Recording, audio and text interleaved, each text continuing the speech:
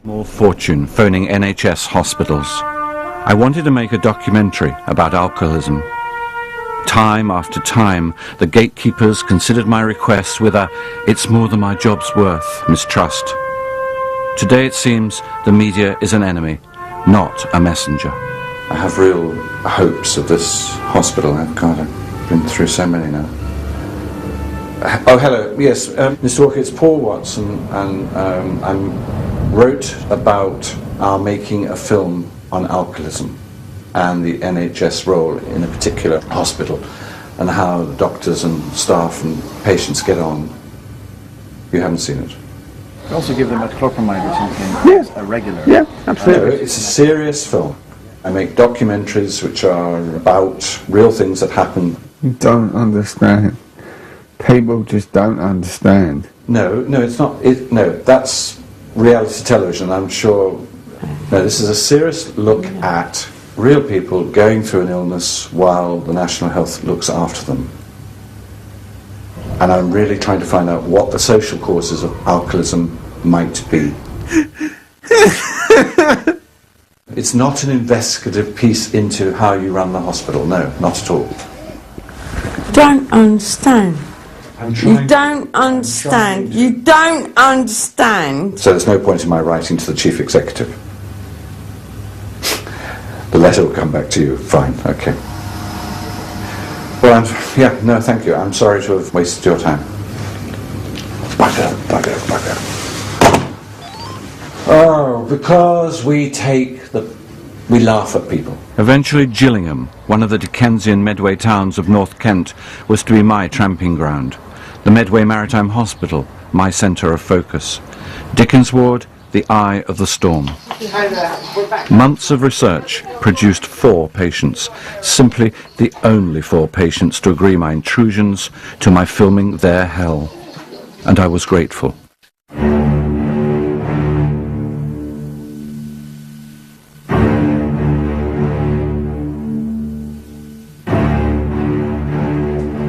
Tony binge drinks, mindless orgies of booze, pernicious parties she must quit or die. Mark, his poison is vodka, 2 bottles a day. Nigel has been dry for 10 years, but alcohol has left him damaged. Vanda drinks to wash out the monsters that mess her mind. Fuck. And everybody gets my name wrong. Vanda they get wrong. I either get Amanda, Sandra, Brenda, Wanda, Veranda. Trying to get sleep this morning. Oh, Vanda, get out of bed, let us wait. Vanda, let's do your BP. I mean, people snoring all over the fucking place. Do my head in, and I'm pissed off. How'd you spell it? And I said V-A-N-D-A. What's the short for then?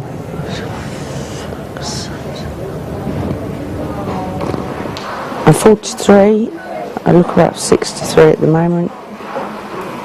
Travelled a lot because my father was in the army. I shall refer to him now as him because he was not a father.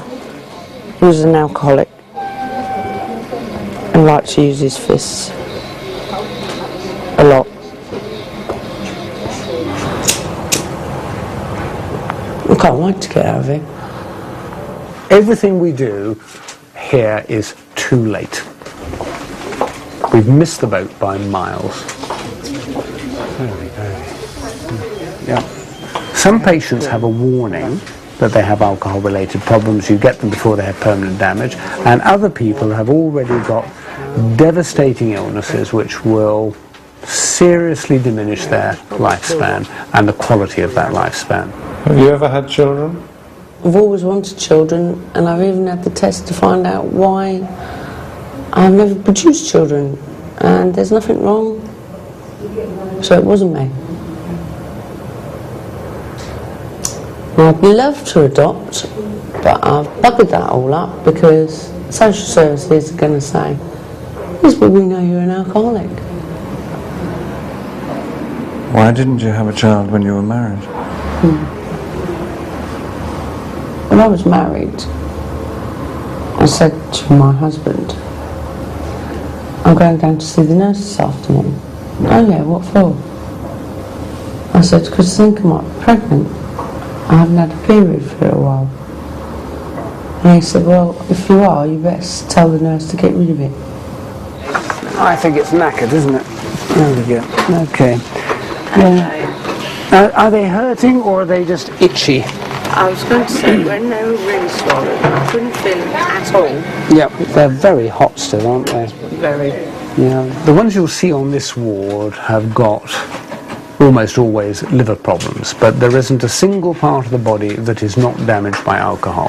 I told you the other day, you know, we can turn you... Yeah. Oh dear, you don't like that, do you? Okay. So, very little fluid there, which is nice, but she's still got about a 6 centimetre liver, and it's tender. Why did you get married? Why didn't you just live with him? I met him at a swimming pool in Germany. Him and his mates were drinking beer from the bottles, and I could see some more in the that were available. And I said, you haven't got a spare beer? Yeah, come and sit with us. So I did. And I started going out with him when I was 15. I was engaged to him when I was 16. And I married him just after my 18th birthday. But it was mainly to get away from my father. Whatever you've done to the nerves is not that bad, otherwise you'd have lost the reflexes in your ankles. I'm not ready to go. No. I was hoping we'd be a bit further on. Was your dad being very difficult at that stage? Difficult bastard. He's still a bastard now, and he's under bloody 6 foot. Why is he still a bastard? Because he's in here. Because he's in here. Yeah. And what is it that's in there that so upsets you? Don't want to talk about it at the moment. No, I don't. That's fine. That's fine. Absolutely fine. But he is the monster, and one of the monsters in your head. Could that be responsible for drink? I think you were less tender than you were the other day. On Friday I couldn't do this, could I? No. He's seriously ill. This is his first real illness, and he could actually die sometime within the next few weeks. I would have thought that his chances of surviving are probably at the moment not better than 50-50. This is a boy who's 29. And he may not survive.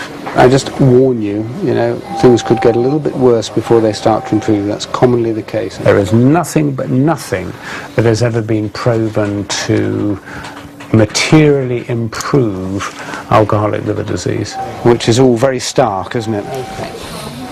All alcohol is the same. Patients often say, I don't touch hard spirits, as if anything else they're drinking is less harmful. It's all equally harmful. So if you use the concept of units, a half pint of a standard strength beer is 1 unit. A standard pub measure of wine is usually 2 units, and a short in a pub, which as you know just about wets the bottom of the glass, is 1 unit. So for a woman, sensible limit is 14 units per week, and for a man it's 21 units per week. There are certain drinks which, as soon as I hear them, I know I'm dealing with somebody who's got an alcohol problem. Patients who say, I drink cider, I drink barley wine, I drink Carlsberg Special. These are not drinks that normal people drink. They're nearly always associated with excessive drinking. Drink driving, got banned for 1 year, and then I did it again. Banned for 3 years, no fine, and 2 months in prison. Which was a very bad eye-opener. We will see people drinking 60, 70, 80, 90, 100 units a week and more. 100 units a week and more. I told you, I've already had one. I'm driving, I'm not. And You'll be fine. This is only a second. I'm not steady. Hold on. Go on, give it a look. Go on, give it. It takes less than you might think to become a drink driver. Shall we have a little listen to that wonderful chest of yours? You're going to sit forward for me. 1, 2, 3. Well done. It's a crude question, but can you beat it this time? You've seen that? I am going to beat it, because I haven't really had any quality of life for the last 10 years. Because it's just been drink. It's inevitable if you look after these patients that there will be some that you do tend to think bloody drunks and not again. And there are patients whom you lose interest in. I can get up and have a drink. I mean, first thing in the morning. 6 o'clock, 7 o'clock in the morning. And just carry on drinking. Just a long, slow business, isn't it? But I did explain to you it might be like this. 2 steps forward and 1 step back. But these patients, on the whole, drink because they've got gremlins of one sort and another. Because he's in here. Because he's in here. Are you prepared to let me hang around, watching you, watching a bottle, and seeing what happens? Because one of the rules will have to be, won't it, that I can't stop you. In a sense, I'm not there, but we all know I am. Yeah. And you will get drunk. How will you feel me being around you like that? Fine. She talks the talk. You know, she's going to give it up and she's never going to drink again and so on. But realistically, I think she will find it jolly, jolly difficult. When was the last time you had a drink? Last time I had a drink now would be 3 weeks ago, which is pretty good. The young lad, I think, probably in many ways has a better chance than Vanda of staying off the alcohol. And we've just seen a new alcoholic lady upstairs who we're going to transfer down to the ward, who's really not very well. But she's got family. And you know, I think anybody who's got family that's close at hand starts with an advantage. Last weekend I went out drinking. Since last weekend I haven't touched it. Okay, so it's very much an on-off thing with the alcohol. It's yeah, go out with my friends because they're bugging me to go out every weekend. So I'll go. Your friends are bugging you to go out? They bug me to go out, yeah. Because I mean, have you told them what I've told you? They know what's wrong with me. And so when you go out with them, do they encourage you to drink? No, they ask me what I want to drink. I'll say I'll have one wine, but then everyone starts buying rounds, and every time you turn around there's a glass of wine there, so you drink it. Okay. If the drinking continues, you will do very badly. You will die because of the drinking, and no question about that whatsoever. They did tell me in hospital that they thought they were going to lose me Tuesday night. You can't have a sort of on-off relationship with the alcohol. How long ago did you start drinking? As in what way? To excess. After my little boy died.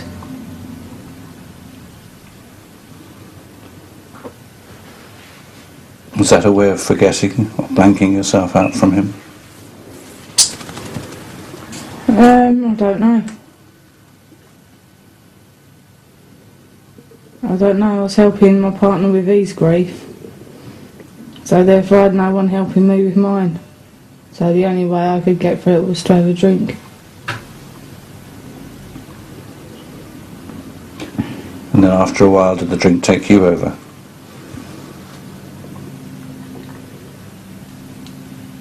No, it just become a habit. It's become a habit that I wanted it.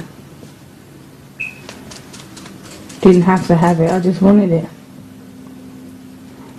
So you're a bit jaundiced again, aren't you? Look right up at the ceiling. Yeah, you're very jaundiced. Yeah, my face is gone. You're jaundiced, yeah. I mean, that had all gone away. It had gone, it's now come back That's your again. drinking again. Pop your tongue out for me. Yeah, okay, good. Big breath for me. Well, you sort of, you've gone backwards a few paces, haven't you? I've gone more than a few paces. Well, I'm being charitable. Clearly the message has faded a little bit, because you were good for a number of weeks. She was good for a number of weeks, wasn't she? Yeah. Excuse me. Hi, Dr. Smith-Lang. How much were you drinking? 1 to 2 bottles a day.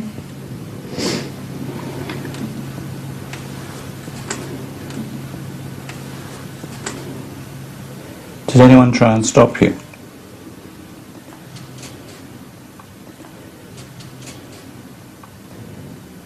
No. we had a glass each and the rest went down the drain, so you couldn't have any more. Well, I wouldn't have had any more, so I was driving home, wasn't I? No, that's not the point. We won't drink around you. You need to be like Mum. You cannot afford, Tony, to drink. If you drink, you will kill yourself. Since you've been home, have you felt the urge to have a drink? No. Do you know why? Yeah, because I know it'll kill me.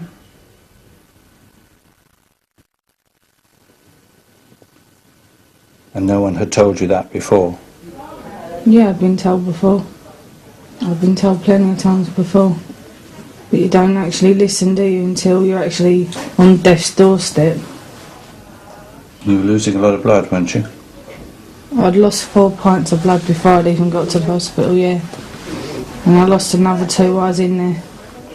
Why did your little boy die? He caught a disease. MR. I can't remember what it's called. MR. From hospital anyway. MRSA. That's the one. MRSA. Other than that, he was a healthy little kid. Little bruiser. You know what brought this on, don't you? Your weekend's drinking activities. If you drink again, you will die. Definitely, you will die.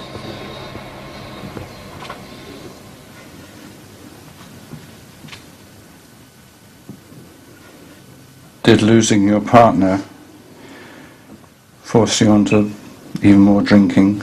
Do you feel alone? No, it stopped me actually.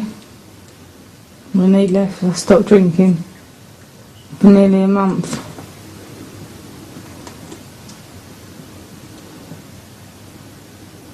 So you went to unhappy, he went? I was unhappy that he went, yeah, but we had a lot of problems. He was having an affair behind my back anyway, so it was just be me and Ethan and we could get on with it. Ethan comes first. Me and Ethan. And that's it now. Time to have our lives back. Proper life. What he deserves. Did social services try and take him away from you? Or? No. No. No. You were lucky. His dad tried to get him taken away from me. On several occasions. On what grounds?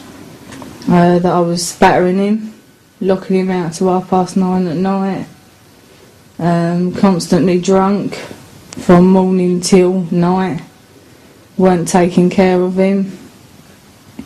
They could not find one thing wrong with the way I was caring for Ethan. I think we just need a gentle, quiet weekend. All right? I'm not going to run away. I guess not. If I thought you were, I'd leave you attached to all of these. Okay? Okay. Good. All right. He's absolutely fine now, he knows I'm better. That Mummy's better now. Why did you then start drinking again?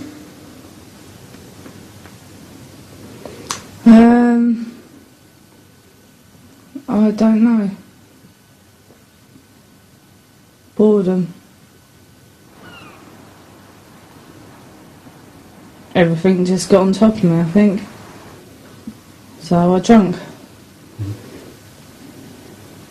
That was my only way out, was to get paralytic. Excessively drunk, yeah. Go out every night and get drunk. Come home, do the same thing the next day. I just used to do it excessively. I'd spend Saturday afternoon in the pub, then come home and drink a bottle of vodka, fall asleep, then wake up, start on the vodka again. Excessively. So there's no chance I can go home tonight? If you're absolutely desperate, we can okay. So I can phone Mummy now? You can phone Mum now. But Tony, you nearly killed yourself through boredom. It's a very small word, boredom, isn't it? And it's a very big act to kill yourself.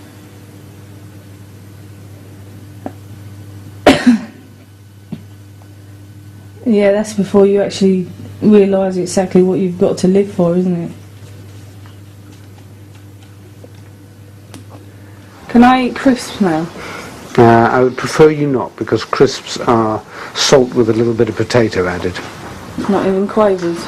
To me, I had no reason to live. Everything was just a pain and grief. Until that happened, and that put the shits up me enough to go say hello. Now, you've got a son at home that needs you. You want kids. And now it's your time.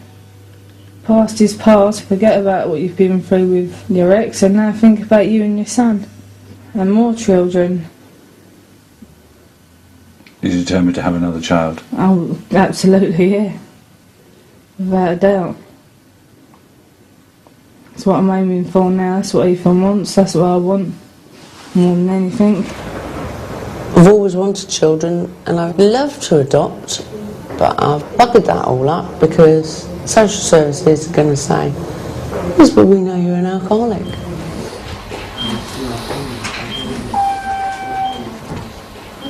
I had a visit yesterday from my little girl.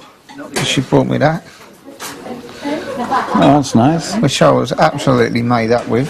I had her when I was quite young. I think I was 17 at the time. Oh dear. Yeah, she's 12 now.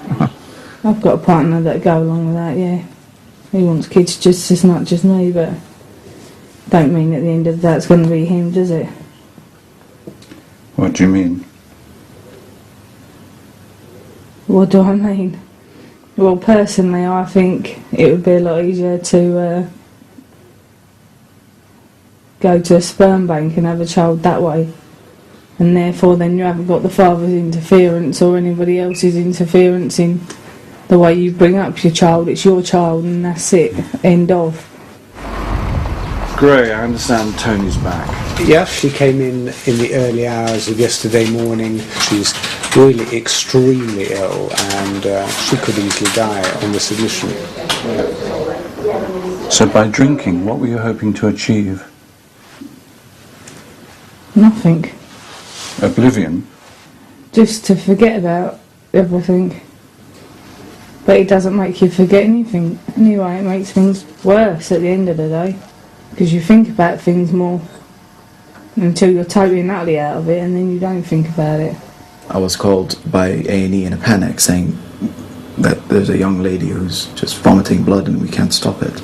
It was quite a graphic scene. A very young girl who you would expect to see out on a Saturday night or any other night in the town looking on death's door, and these patients do tend to turn at any moment.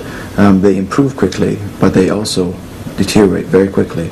And that night, for some reason, there were 3 patients, Tony being one of them, that were having the same symptoms: bleeding, vomiting, blood coming out from the top end and the bottom end. And the other 2 died that same night. I'm not an alcoholic, so I don't need help. What is an alcoholic?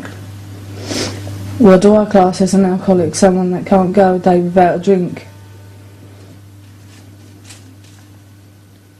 But there are times when you can't go without a drink. The prognosis is, at the moment, extremely bleak. On this occasion or for the next? I think on this and any subsequent occasions, I think the prognosis is very bad. I don't need to have a drink. I drink because there's nothing else to do. Boredom. We're going out tonight with my mates, and I said if I have a drink it'd be about that much wine and the rest of it would be lemonade and ice. So at the end of the day my body won't be getting the wine anyway, hopefully. All alcohol is the same. What damages your body is the alcohol. She was the only young girl with a bucket half full with blood, and this was her 3rd, and blood everywhere, and she was just white as a sheet. And trying to understand what it is that got them there in the first place, it's very difficult. you've got the family around you, trying to explain to them what's going on and being as honest as possible, but at the same time knowing the inevitable. I think someone up there's looking after me. It'll be my brother and my little boy, I think. Saying, you can stay down there, you pain in the bum. You're not coming up here to bug us yet. What did your brother die of? Brother died in a car crash. Got hit by a drunk driver driving on the wrong side of the road. If she drinks, that's just a guaranteed door out. Death. Yes. And these patients, when they die, it's not a quick death, it's horrendous. It's a prolonged event.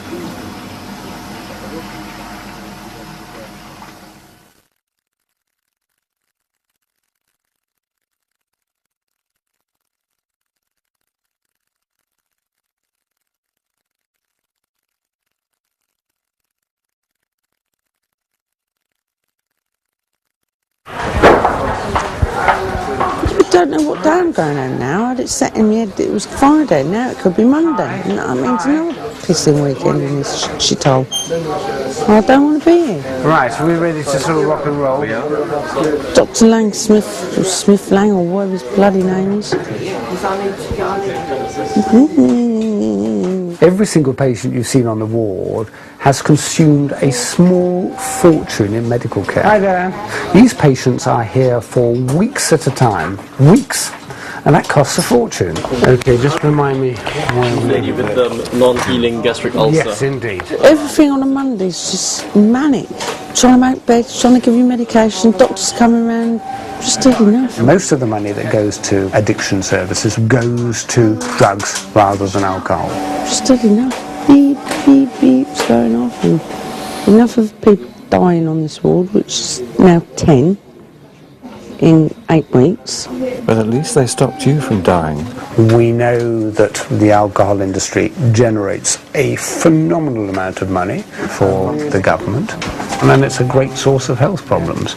But still nobody quite wants to get to grips with the issue. Hi there. But the government input is actually pathetically small. Just awful. It's so amazing when people are walking around. They're either, might be on camera here. Almost certainly in the next couple of years we're going to see the purse strings pulled very tight again. Why? Well, because the government is going to stop putting the extra money which they put into the health service in a couple of years' time. Keep saying to me, why are they filming you? Filming you? I said, I know. It's not anything to do with my bravery or my kindness. It's to do with the fact that I'm an alcoholic. All right. Worked it out. Okay, so now you're feeling a lot better, not perfect, and you haven't beaten alcohol yet. No. But the fight's about to start when you go home and you've got to look after yourself and there is no one there. Isn't that rather terrifying for you? Yeah. Loads of times that I've been by myself, lived by myself. But then you were drinking. Yeah, but... And what about your partner? You've met Andy, haven't you? No. And he wouldn't let me touch a drop. Wouldn't let me touch a drop of alcohol. We've got to sort out what we're doing because we only see each other at weekends. That's depressing, not seeing him. I see 6'3" and dashing and handsome and... I think he's handsome, but there you go. He's not 6'3". For a lot of these patients, the only social circle they have revolves around the pub. What characteristically happens in patients with cirrhosis that they die unexpectedly and rather abruptly, and sometimes do it with their first hospital admission. I feel really, I don't know, like fluey. What's very curious is, let it go loose, do your best. It's like a ball at the moment. Well, it's very, very curious that his white cap has gone soaring up. He's not fun. No, he's not out of the woods by any means. It's still very full of fluid, isn't it? The other option is to possibly drain a bit of it. I didn't feel like I was going to die or anything. But yeah, apparently that's the point I was at. I was knocking on death's door. I feel cold, but my forehead's quite hot. Odd there. The thing that worries me about him is that when we took some more fluid from his tummy, the evidence that he has infection inside his abdomen in the fluid in there has actually got worse rather than better. Did you know that George Best is still fighting for his life? He's still alive, is he? He ain't got long, that bloke. That's what I mean. Once alcoholism's got you, it's got you. He's had a new liver. But, see, it must be doubly difficult for him because he's got the money as well. You know. They say he's broke. Yeah, but they say he's broke, but how many pictures we've seen of him in the sun laying on a yacht out in the Med, you know what I mean? If he's laying in the sun out in the Med on a yacht, girls all round him, what's the one thing that would top that off? A nice cold drink. And he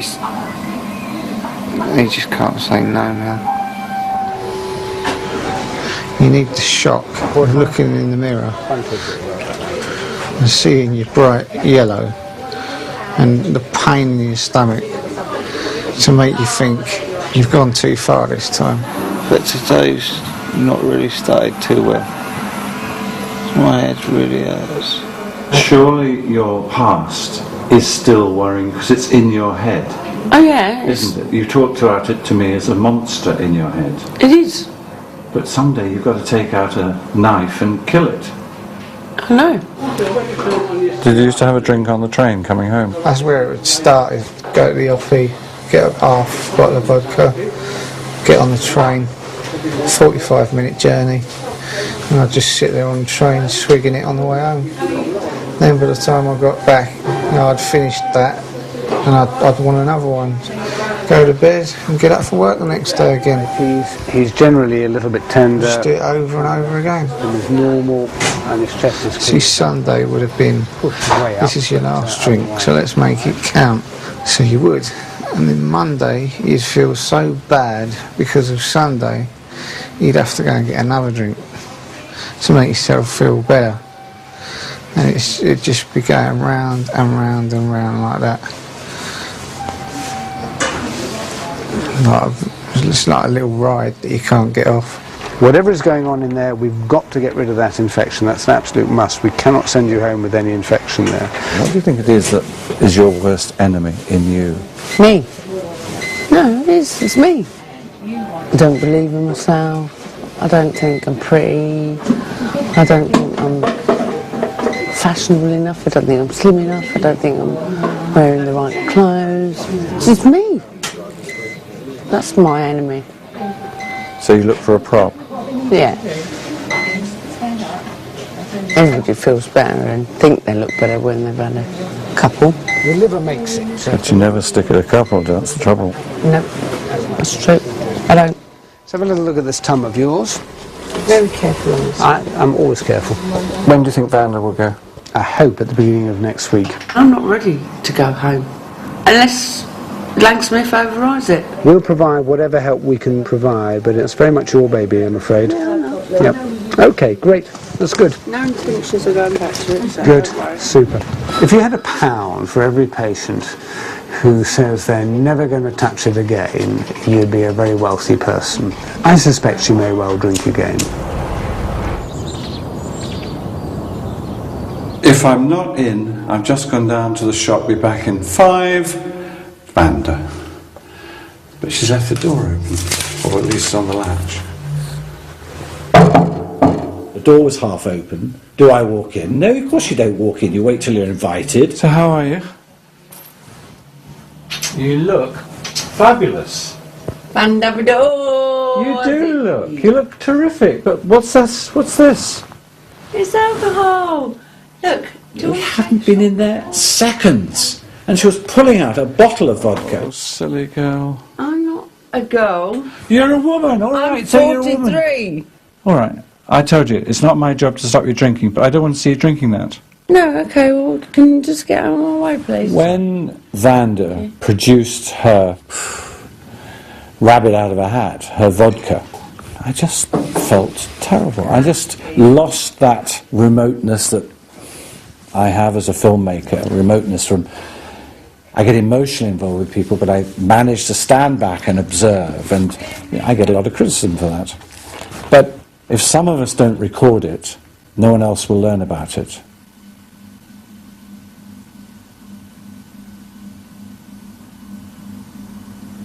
So you're very, very disappointed in me then, Paul?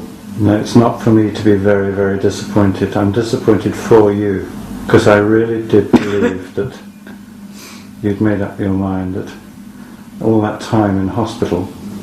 I had made up my mind, and I still have made up my mind. The only difference is today. I can't be doing with today. That's it.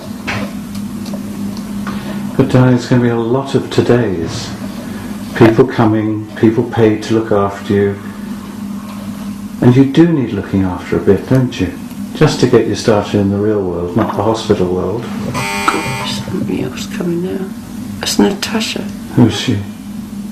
How have you been doing? She's so lovely. She is lovely.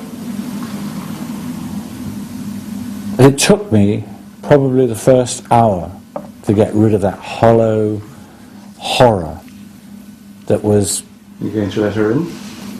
Yes, of course. She does not want to be on tape. That was echoing in my body, in my brain, and regain my job as somebody who was there to record whatever these people chose to do to themselves. Don't film her when she comes in. There was a moment when I was filming and she got up painfully, those legs, those thin, painful legs, hobbled round the sofa and went to the door and left. And as she left, all I could see was a drunk on the street. Oh, fuck. That's all over my brand new carpet as well. Hold on, hold on, hold on. You will. Hold on. Hold on. All over my setting. It's What? brand new. I'm sorry. You caught me out. I feel completely... Idiotic. I feel idiotic, but at the same time, I feel I had put so much money on you. Do you know that? And now that you've taken a drink... I don't feel any better, I just feel worse. Do you want to go back to hospital? No. Hated it, absolutely hated it. But it kept you off the booze for 4 weeks. 8 weeks and 2 days, actually. Who's counting? I was, because it was a nightmare in there. Oh, Christ, what a day. What a day. Your subject does the very thing that they say they're not going to do. She drinks. I knock over the drink, and I wish I could say that was deliberate, but it wasn't. And then she decides to tell me the monsters in her head. Why? I don't know. Nerves of the day, the heightened tensions that were going on, her being pissed, I don't know. But she told me and I filmed it. My father sexually abused me. I told my mother and she said she didn't believe me, and then I cut my wrists. And she called the police and I was sectioned into Shelleywood. Are you sorry you told me? I'm a little bit pickled, so... I'm taking advantage of you. Obviously. All right. We'll talk tomorrow when you're sober and you can tell me whether you want it in or out. I didn't know you were shocked, and I was shocked myself really to have done what I did, buy a bottle of vodka. I'm shocked about Vanda. There is no reasoning behind it, really. It's not easy. I presume it's just... It's a disease. It's a habit. It's an illness. The addiction? Well, I don't know. Once it's got you, it never lets go. And this will be with me for the rest of my life. It's a disease. Do you know why you did it? My eyes diverted to the alcohol and I thought, shouldn't I? Yeah, go on, who's it going to hurt? Could I have a bottle of vodka, please? Can't have a sociable drink because it doesn't stop at being a sociable drink. And you're just finishing it off this morning? Yep.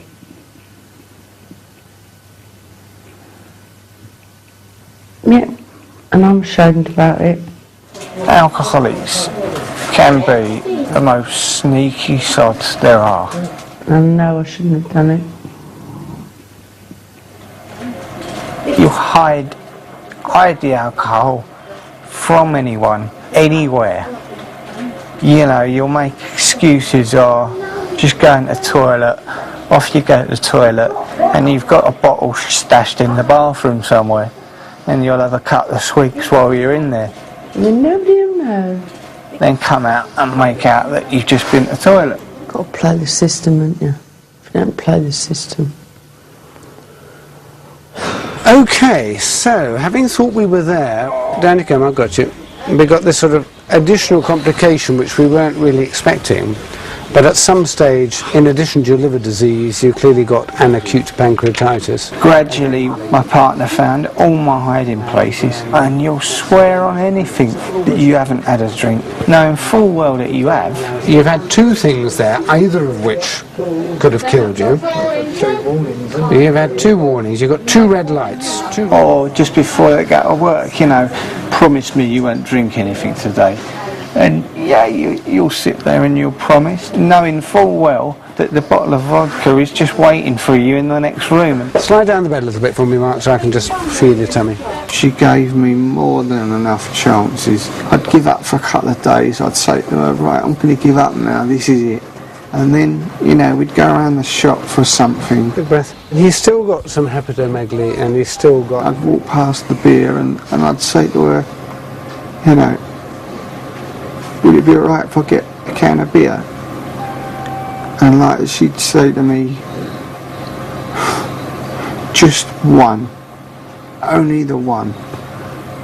And I'd be like, yeah, and then, you know, that one would lead to two, and then two would lead to three. Whereas I would have preferred it if she turned around to me and said to me from the very beginning, if you get a beer, I'm off. So I would have thought you'd be with us certainly all this week, and then, you know, we'll reassess the situation. But the plan is still to go to Mum and Dad? Yes. Yeah. Okay, I'm good. going to be with my mum for a couple of weeks before going back to my flat. Yeah. Fuck off. Wish I never said it. Just fuck off. 1, 1:15? 1:15, yeah. 1:15. Okay then. I will see you then. I'll see you later. Thanks, Avril. You're welcome. See you later. Can't be doing with all these people coming in my house. I don't want them in here. Carers.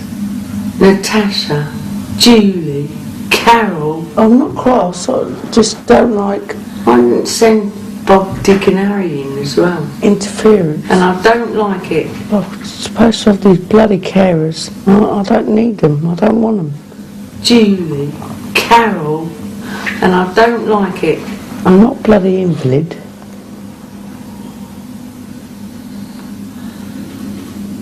I don't like it. They clearly need psychological support, they sometimes need psychiatric support, but then what happens when they go out again? The follow-up's not there. And the agencies that we have, they don't address why the patient drinks. Ideally, it would be very nice to have somebody who would come on the ward rounds, an alcohol counsellor. Somebody who sees them at a time when they put their alcohol addiction and their illness together and understand the link between alcohol and how bloody awful they feel. Once they make that link, they actually have an urge to stop drinking. These patients drink because they've got gremlins. Because he's in here. It's the gremlins. You told me there were these monsters in your head. What can you do about getting rid of them? I go and see a psychologist once a month. Does that help? Well, I tell her My father sexually abused me. I told my mother about... But your mother didn't believe you, did she? No, she didn't.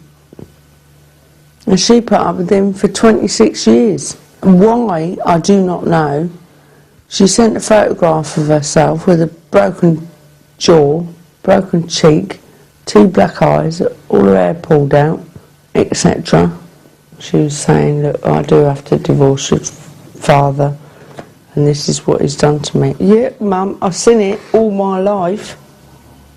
He used to beat me, he used to beat her. Never touched my brothers.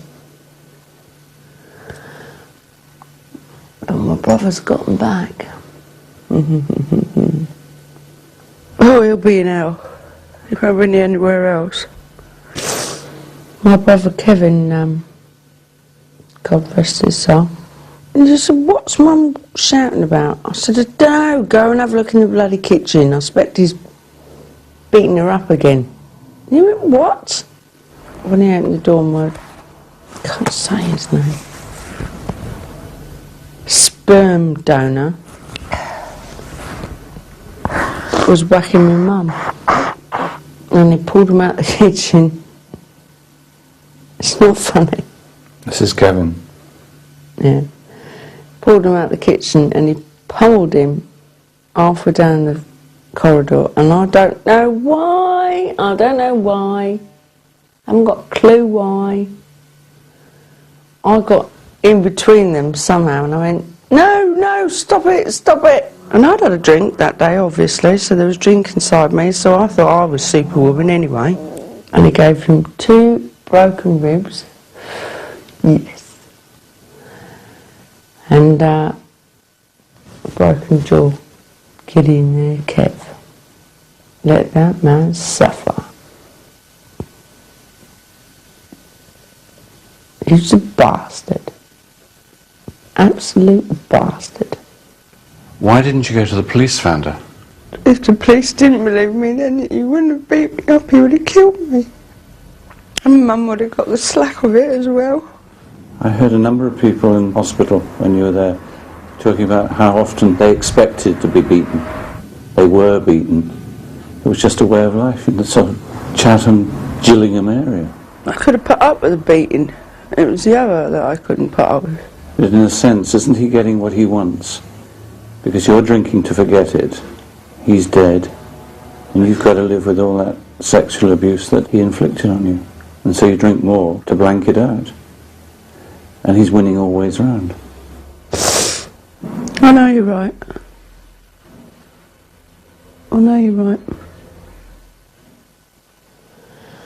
When Kevin died,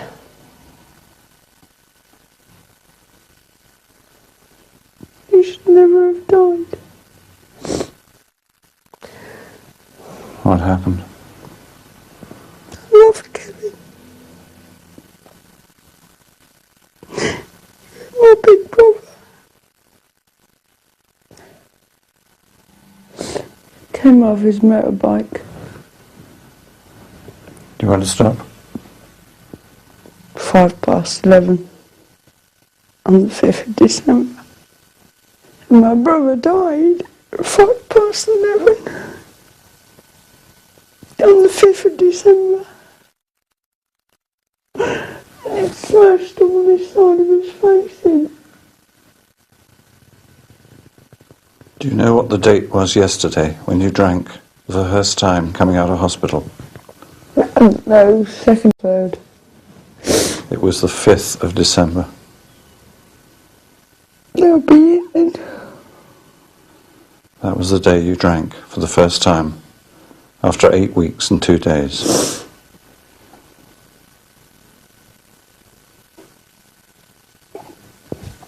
And he was going to be posted to Germany the following day, and I fucking hate the fucking army about this.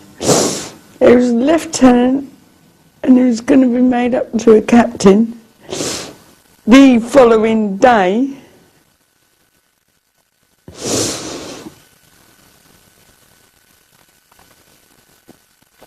And they buried him as a lieutenant. And his wife and 2 children got a pension of a lieutenant, not a captain. It'd be too bloody easy for the army.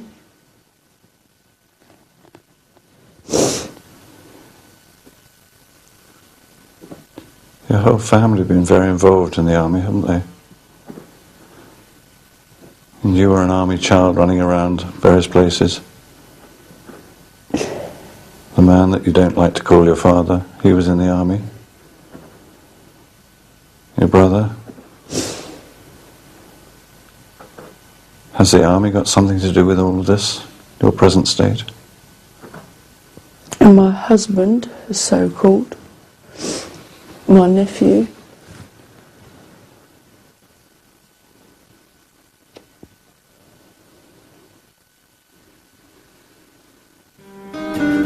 My life is brilliant. When I first met him, we was in like separate rooms in a house just down the road, and I said to the landlady, I said, who's that dipstick coming up the stairs with a red helmet on, because he had a motorbike helmet on. And then she said, oh, it's a new lodger. I says, oh, alright. And then he come down the stairs all dressed up and everything. I thought, well, yeah, I'll have some of that. And 18 years later, I'm still with him. 'Cause I've got a plan. You're beautiful. You're beautiful. You're beautiful. It's true. When I first met him, he was drinking.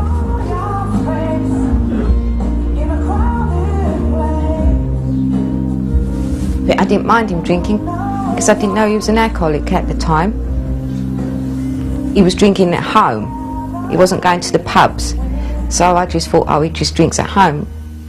We are gathered here today to celebrate, honour and to pay tribute to the life of Nigel Ratman. If I could give you part of my liver and give it to you, then I would. Yeah, because if I took some of mine, that would regenerate itself again, and maybe that little bit would help you.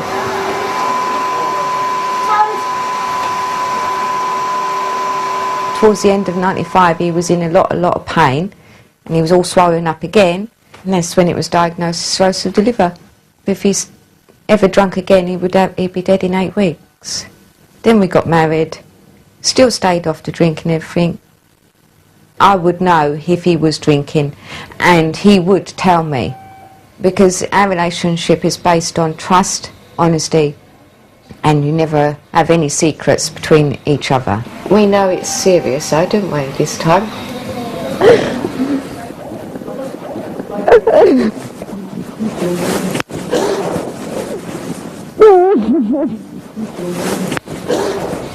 It's not as if I got anybody to tip the drink down my throat. I'm the one who tipped the drink down there, wasn't I? So that's down to me. He was dry for about 8 years and then had a relapse. They insist that it's been 10 years since his last drink. Well, I think he had a little relapse about 2 years ago. But anyway, we can clarify that. But I mean, if it really is 10 years, then perhaps we should at least be getting him looked at for a transplant. The problem with cirrhosis, once you've got it, is that even if you stop drinking, it is a progressive disorder. You know that within 10 to 15 years maximum you will have major problems with liver failure and so on. So the outlook is not fantastic just because you stop drinking. It doesn't take away the cirrhosis. The only possibility for him to survive really now is a liver transplant. I don't wish the death of anyone to... No, it sounds horrible, doesn't it? I don't want anyone to die, but I still want to have him with me for the next 10 years. Hi there, I was just trying to get your first set of notes so I could refresh my memory as to... Nigel copes surprisingly well. And I think the reason he copes so well is that he has this unstinting and continuous support from Kath. She's always trying to fill him with enthusiasm for going the next step. Just refresh my memory exactly about the alcohol. We need to know precisely. He was in here for 3 months, and ever since then, 10 years down the line, he's been off it. We're absolutely clear that alcohol has not been a problem for 10 years. No, okay, good, okay, that's fine, that's all I want to know. But the critical thing was just being absolutely clear where we were with the alcohol, which is nowhere, which is great.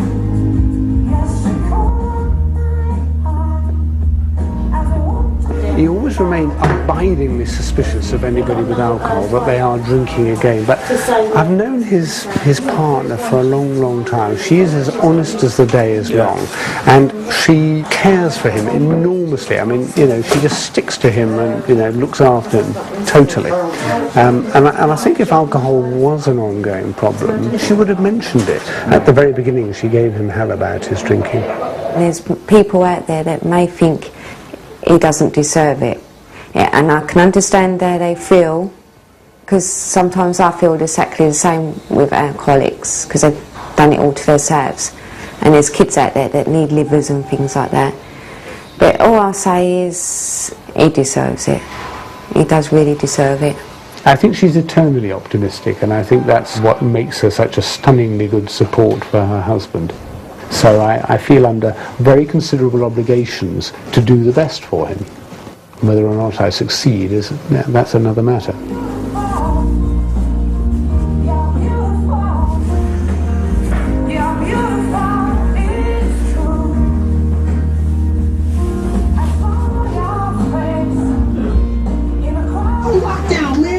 Fuck yeah, babe. Kath, tell me something. How are you managing financially? Honestly? Honestly. Not very well. What does that mean? Well, basically all we get is, like, obviously the disability allowance and carers allowance. But because where Nigel was on £2,000 to £3,000 a month bring home, it's still a struggle, because we've been knocked down to, say, about 300 something a fortnight. £306 a fortnight. And it's a big drop in it from £3,000 a month.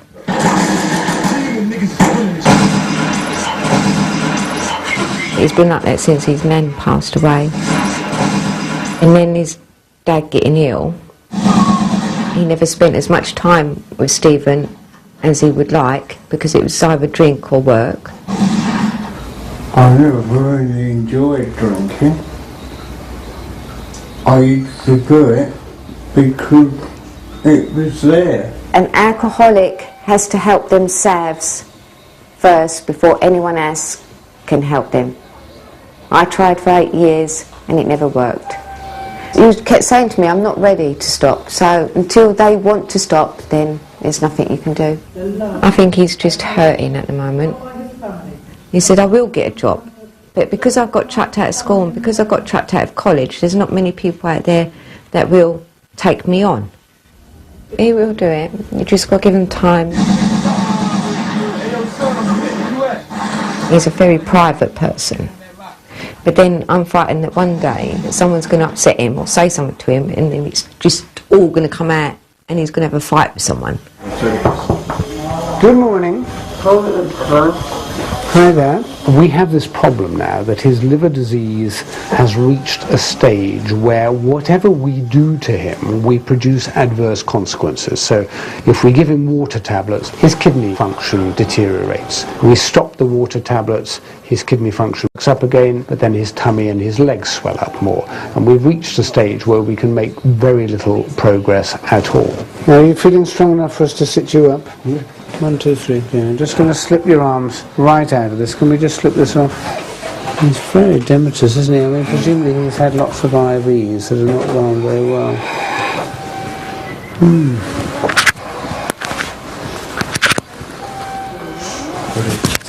Okay, just lie back for me, Nigel. Okay, Cam. He's very, very wheezy.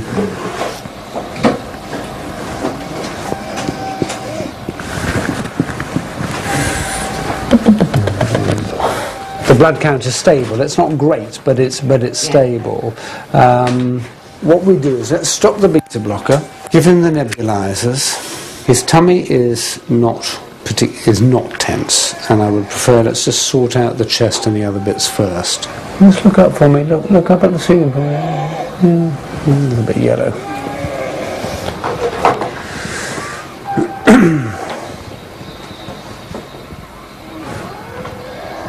So not nearly so well today. No. My life is brilliant. My love is pure. I saw an angel. Each time he has an admission, it's just, he's a little bit further down the hill, he's a little bit sicker, it takes him longer to bounce back. And of course, the inevitable progression would be, and he won't bounce back, he will die. The alcohol is not a problem now. The problem is, the problem we have with every transplant, are they sick enough to need a transplant? But we mustn't allow him to get so sick that he can't actually have the transplant. I saw your face. Hi, hi, hi. Hi. Hello.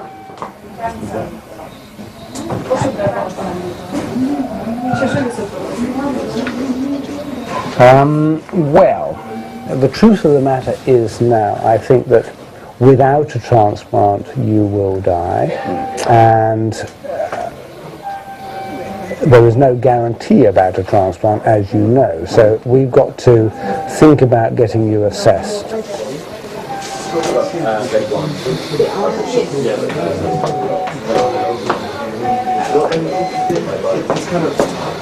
The truth of the matter is now, I think that without a transplant you will die. There is no guarantee. Oh, I should be the strong one, shouldn't I?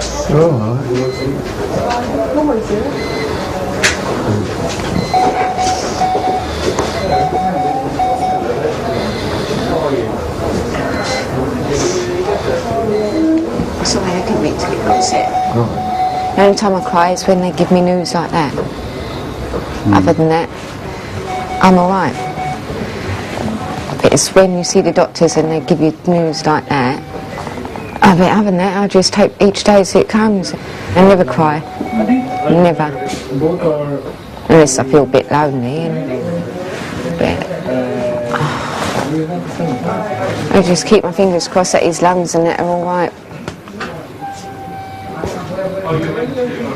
Because he called my sister. Now is the time to get him assessed, and they will take longer to assess him, partly because he's certainly has been a drinker, and they will want to be very sure that he doesn't drink. And I think too that his chest may be a problem. But he's got so many unstable bits at the moment that I think if you attempted to tips him, you'd almost certainly kill him. I'd just like getting better, to be quite honest with you.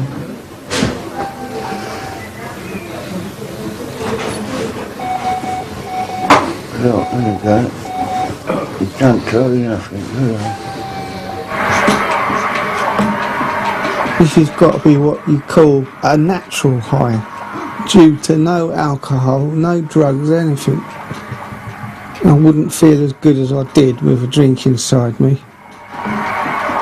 This is now the longest amount of time I have gone without a drink. I'll beat this. I am beating it. And I keep saying it's been 8 weeks, but 8 weeks is a long time for someone that hasn't, for an alcoholic not to have a drink. It is a long time.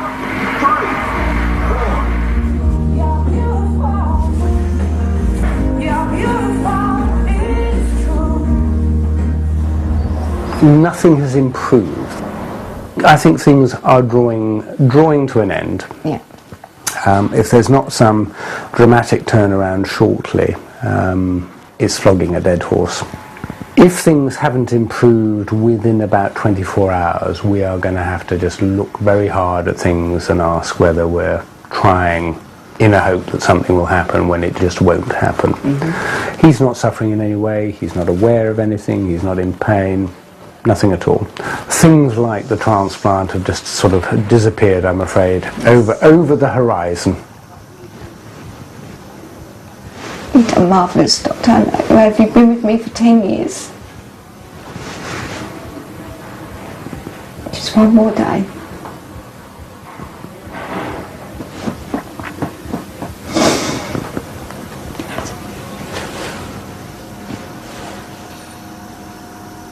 What right have I to film Kath's grief? Why am I asking you to watch Nigel die? Is Paul allowed up there? Do you feel strongly you would like Paul to be up there? Yeah. Kath needed someone to be with her.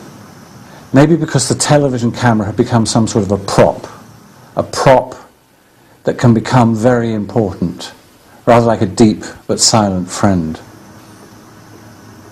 Yes, her grief is personal, but she wanted the camera to witness the consequences of alcoholism, a disease that's robbed her of a very nice man. As she says, he never hit me, he always worked. Jesus is to say no, Billy says to say no, big kiss. Everyone sends their big kisses to her. Okay? Everyone. But filming her grief, we'll see. If it survives the cutting room, then I'll know it was right.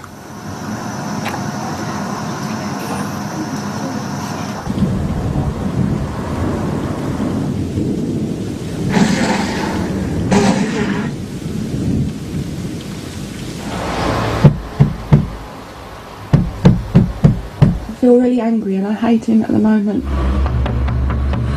I've got a day off and that's going to take all my effort to sort him out again. Mark's not been really moving forward at all.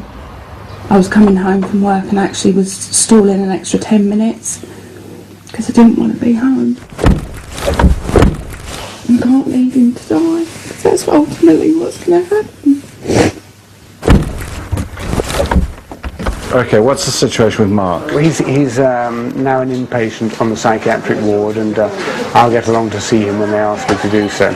So he's in their responsibility now? Yeah, he's in their care. Yeah. Is that something you thought might happen? Yes, very much so. I mean, I knew he'd be back under somebody's care. It's just a question of whose care. He doesn't do anything for himself, does he? No. No, he's not ill. You ask him to post a letter that's going to help him get incapacity benefit or housing benefit, and he doesn't do it. Have you seen your mum and your stepfather lately? I think she's given up hope. Keep hoping that I'm going to get better, and I keep letting people down, you know. Andy and I have been drinking with one of his Irish friends. And the drink was Bailey's, vodka and some other white spirit. And you had to down it in one. We just sent Andy mental, he just went mental. Come on then, if you want some, come and get it. So what are you doing? Just leave me alone, I'll sort them all out. I said, sort who out? There's nobody who wants to fight with you. You're a twat, man.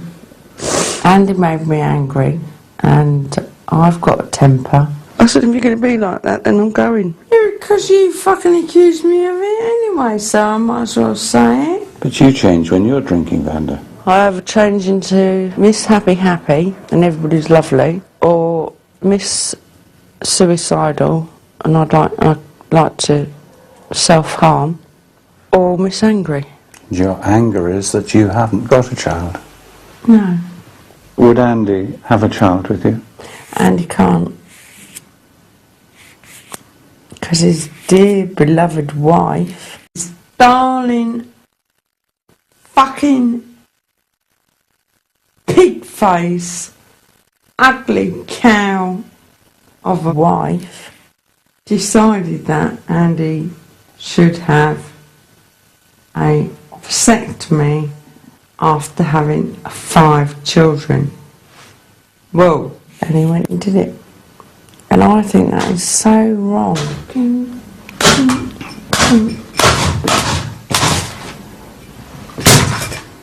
Do you hate men?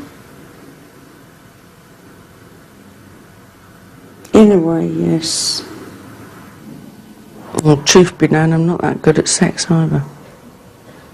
I still be on my terms or not at all. Maybe that's what Andy's fed up with. Because he's been not at all for the last year. Andy, Dad is so stupid. Do my fucking head in. Can you do it if you're drunk?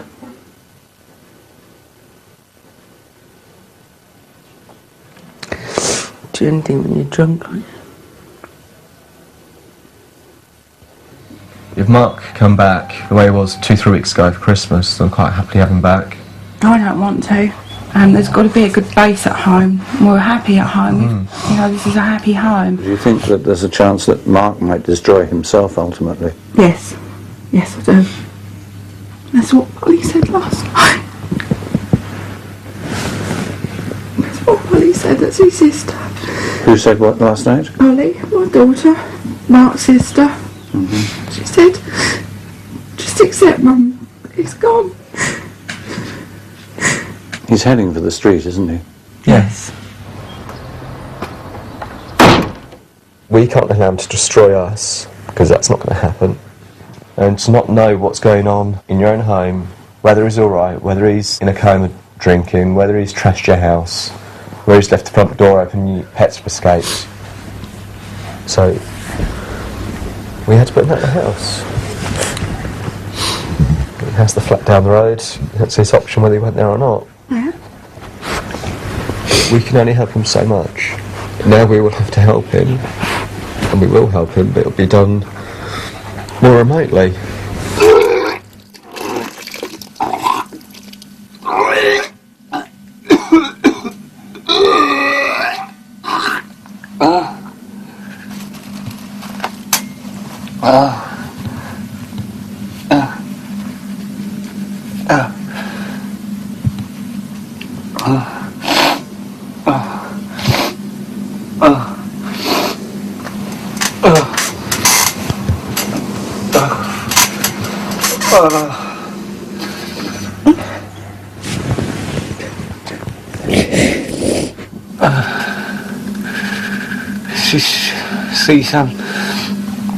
Sometimes this is what will trigger off self-harming and that.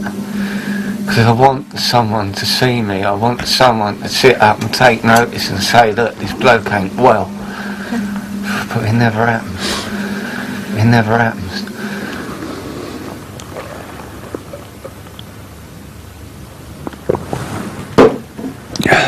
Mark, come on, that's just crazy.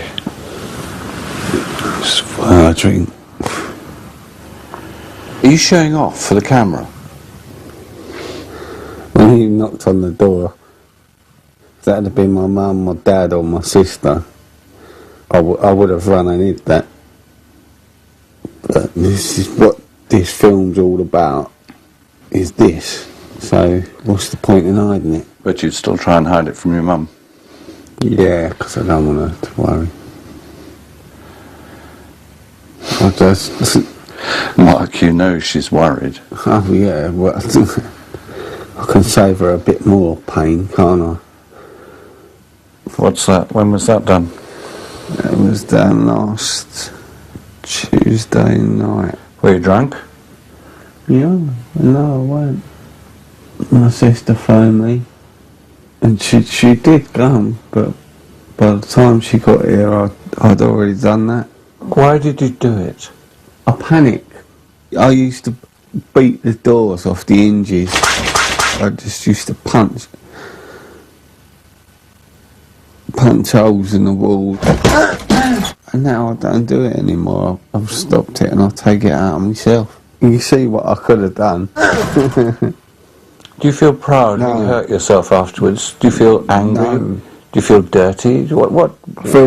I feel dirty. I feel like I've let everyone down. I feel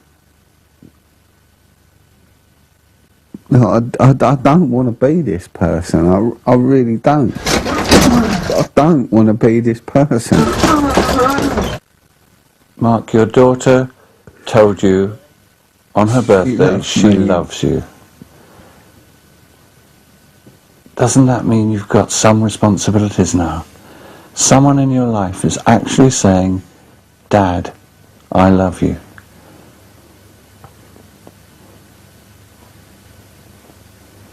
How old is she?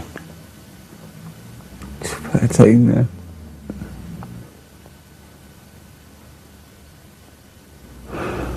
Don't you think Every time you go to harm yourself, every time you take a drink, Every time I do it, just think to I yourself look about her. at the photo and I've got of her on top of the fire every time. She's the first one in my thoughts. But it doesn't. You don't understand. If you don't ring me back, then I can't doom you to my fucking head in. People just don't understand. But more so, Mark, do you understand? I do. Because I've got too much of a temper on me. I get so angry and so destructive, like I just want to smash everything up. You fucking...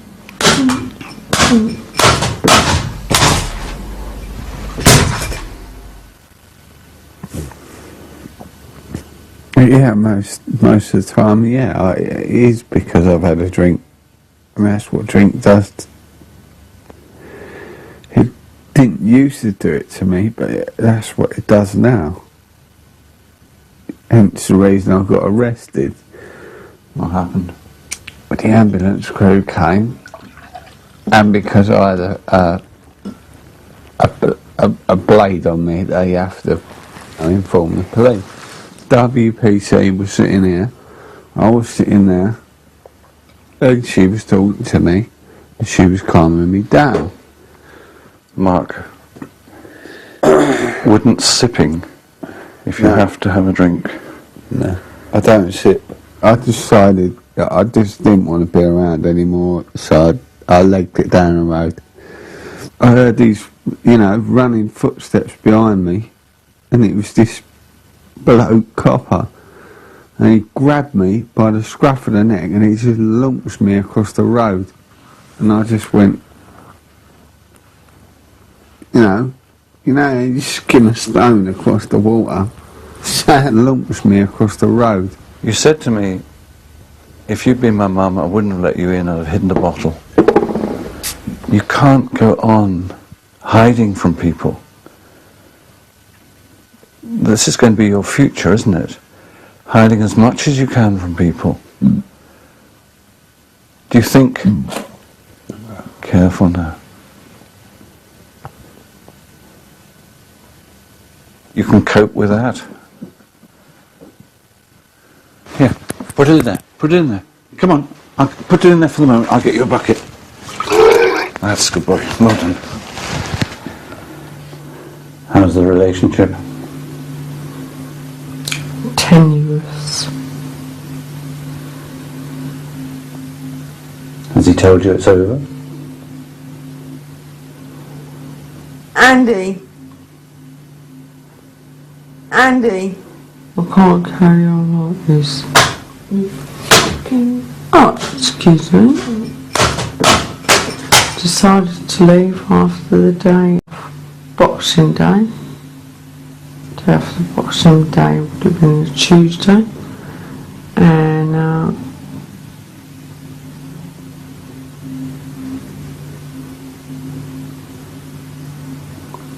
I just knew I'll be back down, darling. I'll be back down. I promise you. Be there for the new year. Yeah.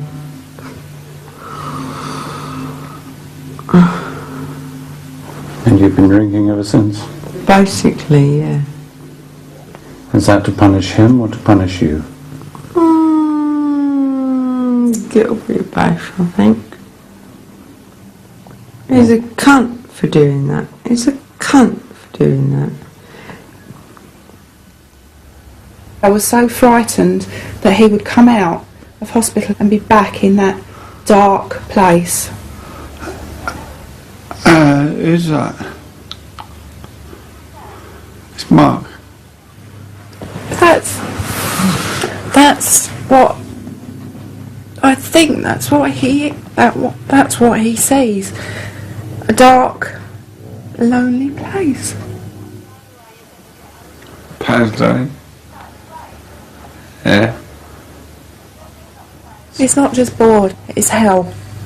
That's what it is for him. That's what he said, it was hell.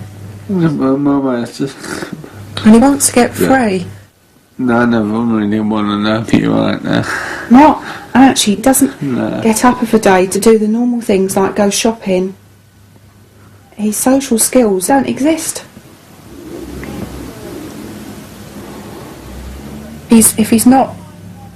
If he's drunk, then you don't have a conversation, a real conversation, do you? Thanks much.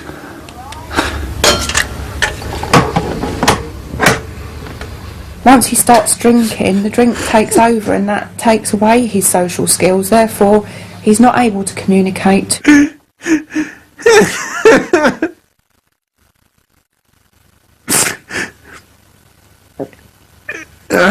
See, that's what my mum should be like. A dark, lonely place.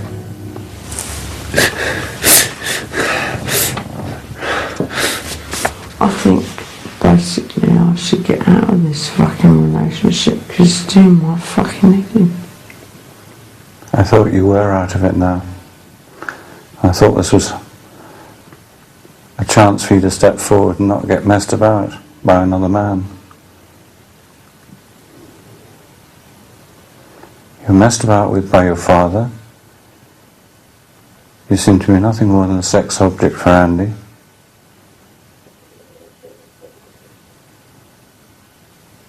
It's the same story repeating itself.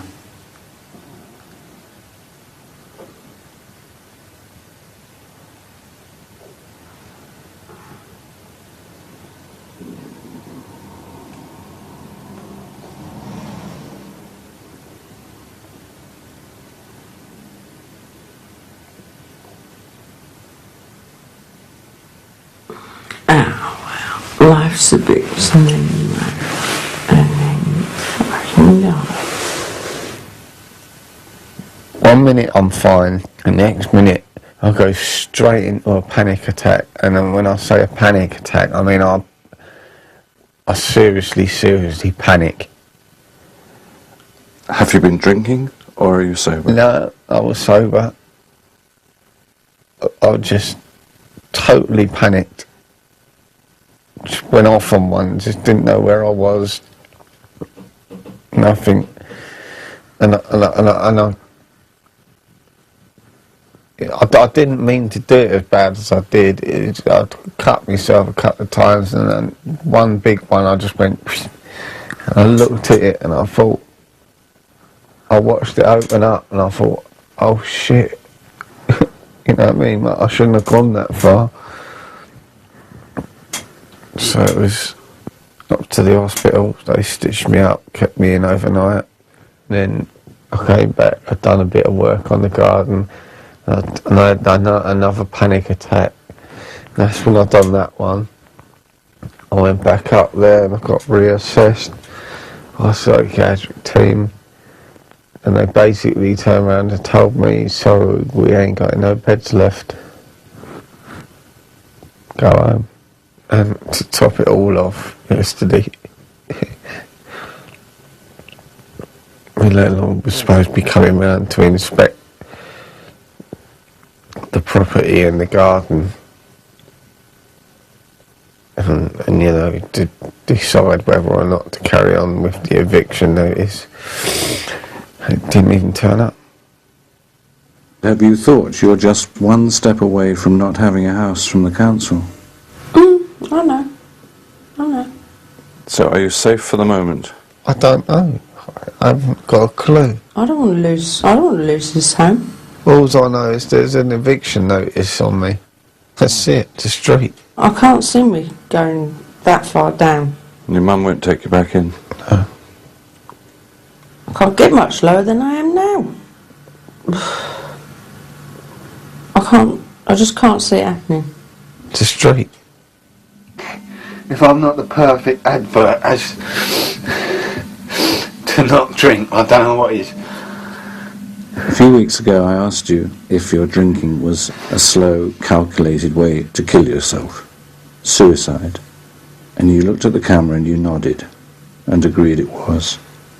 Is that still your thinking, or are you better than that now? Have you got a hope for something coming up? A future?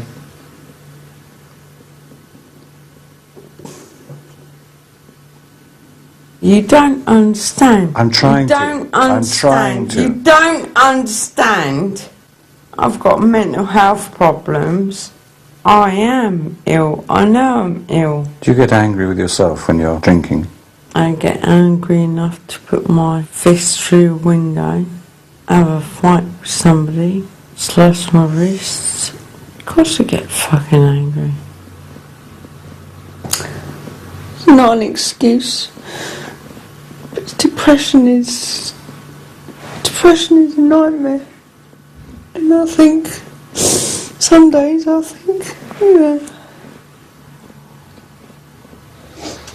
I can't take this anymore.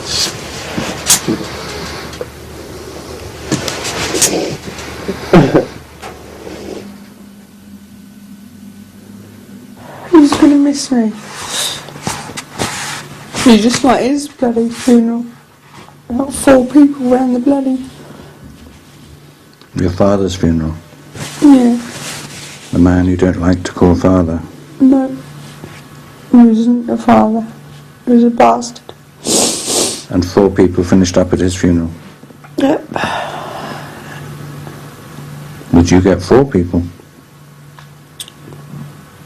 My mum, my brother, Andy.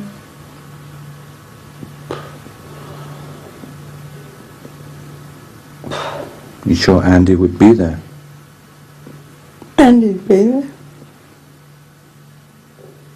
We used to spend hours getting ready on a Friday night. We asked for the help, and it was promised things like social care, social workers.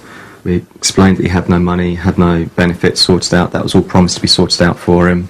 And we visited Mark halfway through that week, and nothing had happened. The meeting had overrun. There was no apology to say, sorry, the meeting's an hour late. And then they obviously had another meeting to go to, so they were leaving halfway through the meeting, different ones going off different places. So there was still no heating in his flat, no finances sorted out for him, and more importantly, there didn't seem to be any plan in place for his care. One of the social side people had turned around and said, Mark, you can have a really busy week, we can give you lots and lots of things to do. They're going to put me with people that are in the same boat as me. Come the second week, in the second meeting, nothing had happened, total waste of time. If we ask for help and they make these promises to do things, they've then got to keep them. No one on the mental health side spoke to anyone on the medical ward. No one knew of any of Mark's history. Mark has a mental health or addiction issue, whichever. Therefore, the health service should be there to help him through, and that quite clearly isn't there. Fuck. The parents and carers outside are just having to try and battle their way through the system, and there's no clear guidance. It took me a long time to get the trust of Mark to be in his company. And it's not that I'm a vampire or a bat looking to suck his blood. I just want to understand the nature of his problems and how he survives. It is like watching some poor animal in distress. You think, I shouldn't be here witnessing this moment. Mark, Vanda, Tony, Nigel. 2 deaths out of 4 people. But I think we have to watch it to understand it, not just skip across like stones being skimmed across water. I think that would be an abuse of what Mark has allowed me when going through the depths of despair. I just someone could just cut me a break. Over the months that I've been filming, is there anything you've told me that wasn't exactly true? No. No point in lying. Never have lied. What's the point? You'll always get found out in the end, so don't bother.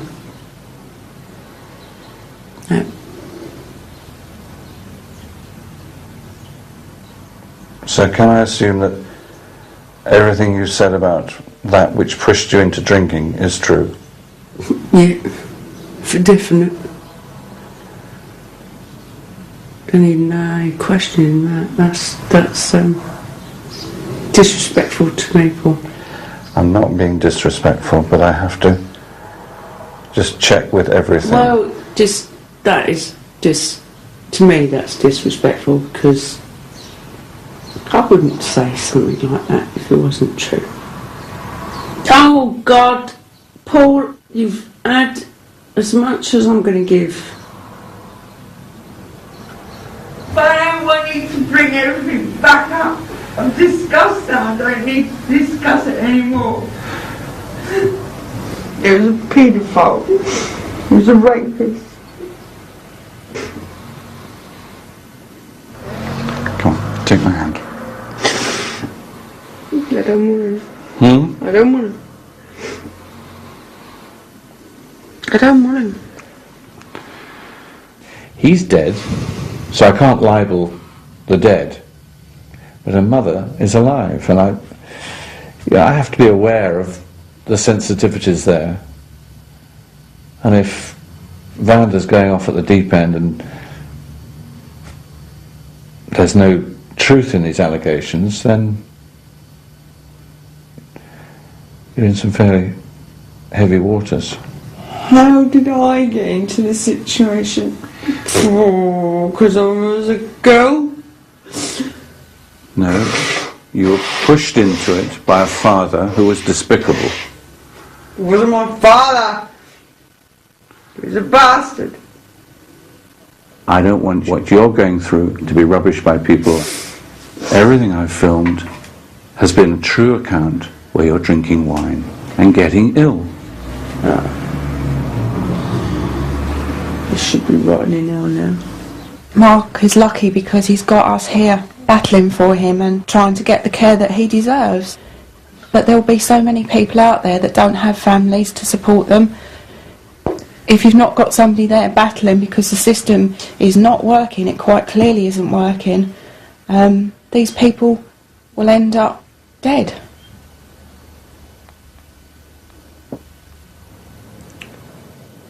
Split up with my long-term so-called boyfriend. You mean officially, because he hasn't been turning up? What happened? He hasn't been turning up because he's been screwing somebody else, I expect. You expect or you know? Well, he says he's only been with her for 4 weeks. I reckon it's been since Christmas. So what happened? He rushed in, made love, told you you're wonderful, and then what? How do you break the news? I didn't. I sort of guessed. It's true about everything else as well. Came here, rushed in, made love. Well... Was it love or sex? Sex. Cheers, mate. I love you too. Not. He said, oh, I'm just going to learn. I thought, yeah, okay, fine. And I thought, who's he talking to? Is he talking to himself in the loo? He said, yeah, okay then, darling. Yeah, of course, darling. Yeah, I'll be there, such and such, darling. Yeah, love you too. Love you lots. Bye. And I just said, who the fuck were you talking to? Who do you love lots? And he said, oh, I've been meaning to tell you. But I didn't know how to. And then I went mental. What time in the morning was this? About 2 o'clock, 3 o'clock in the morning. He said, yeah, but I still want to be friends. I said, be friends? I said, you just screwed me when you screwing some other bloody one. I said, you can fuck off. I said, get out of here now. He's a cunt for doing that. Where am I going to get a taxi at this time of night or a train? I said, don't give a shit if you walk to London, mate. Just fuck off. You've done my head in for 4 years. I said, can't I even sleep on the settee? I said, you can sleep where you like, but it's not going to be in my house. So fuck off. Get out of my life. So he went.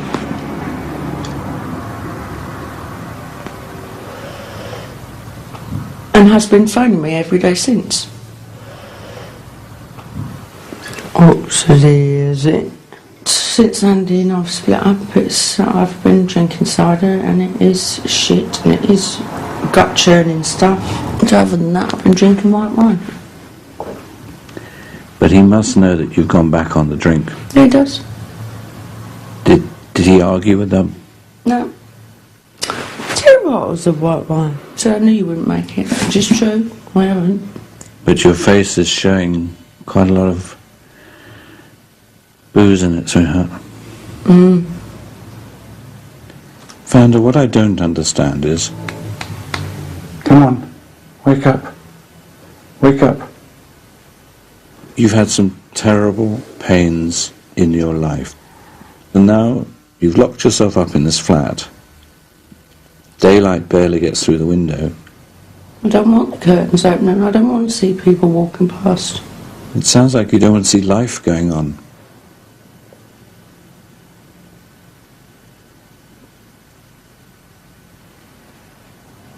Don't ask me. But you're the only one I can ask. Well, I don't know. How's things? Not good. Not good. In what way not good? Dr. Smith-Lang, outpatient clinic, Vanda eased down. I'm afraid she is still drinking heavily. I'm not drinking vodka. I'm not drinking cider. So what is your current tipple? Red wine. Red wine. She ascribes this to her depression. How many bottles in a week? 3 a night. 3 a night. She has multiple complaints, including generalized weakness. The water tablets that you put me on don't work, and my stomach's swelling up again, but my legs aren't. Okay. On examination, the liver was still markedly enlarged. New paragraph. And is there any particular reason that you don't seem to have reduced the alcohol intake at all? Was not drinking at all. Until my partner and I split up, and then just took solace in having a drink. I think the outlook is very poor. You know, she's consuming huge amounts of alcohol. If she's drinking 3 bottles of wine per night, she's on over 200 units of alcohol per week. The truth of the matter at the moment is, from the alcohol point of view, we're not making a lot of progress, are we? No. What would we need to do to make some progress? I mean, you tell me, because I'm running out of ideas now. What would stop you drinking?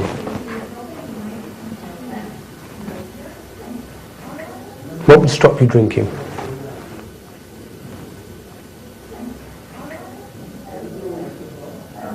Is anything going to stop you drinking?